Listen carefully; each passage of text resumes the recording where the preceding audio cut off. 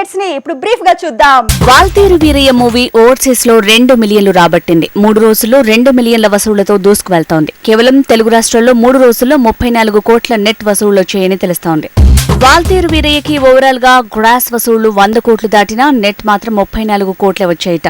ఇక వీరసింహారెడ్డికి కూడా 104 కోట్ల గ్రాస్ వసూళ్లు వచ్చాయని తెలుస్తోంది. అయితే నెట్ వసూళ్లు మాత్రం 30 కోట్లని సమాచారం. RRR మూవీకి క్రిటిక్స్ చాయిస్ అవార్డు దక్కింది. ఉత్తమ అంతర్జాతీయ చిత్రం, ఉత్తమ పాట కేటగిరీలో ఈ అవార్డులు దక్కాయి. దీంతో ఆస్కార్ నామినేషన్స్ కి వారం దూరంలో నిలిచింది RRR.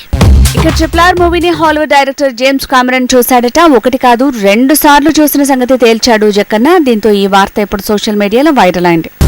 అలానే రాజమౌళి కూడా గతంలో హృతిక్ రోషన్ మీద చేసిన వ్యాఖ్యలను సరిదిద్దుకున్నాడు. బిల్లా మూవీ టైంలో ధూమ్ 2తో పాటు హృతిక్ మీద చేసిన వ్యాఖ్యలు తాను వాడిన పదాలు తప్పని చెప్పాడు. అలా అప్పుడెప్పుడూ తను చేసిన వ్యాఖ్యలను ఇప్పుడు సరిదిద్దుకోవాల్సి వచ్చింది. తెలుగు హిట్ మూవీ మజిలీ మరాఠాలో రీమేక్ అయింది. జెనిలియా, రితీష్ దేశ్ముఖ్ కాంబినేషన్ లో వేద్ గా రీమేక్ అయింది ఈ మూవీ. ఇక విడుదలైన తర్వాత ఇప్పటి వరకు 45 కోట్లు రాబట్టినట్టు తెలుస్తోంది.